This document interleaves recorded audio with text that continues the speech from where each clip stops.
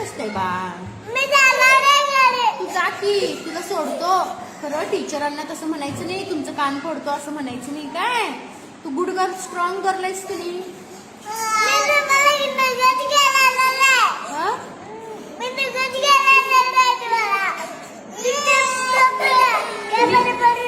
मी तुला गिफ्ट दिलंय की नाही आज. पेन्सिल आणि इरेझर दिलंय की नाही गिफ्ट. दिलंय ना.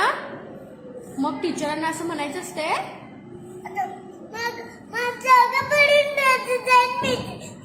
डोकं फिरलंय तुझं. डोकं दुखालंय.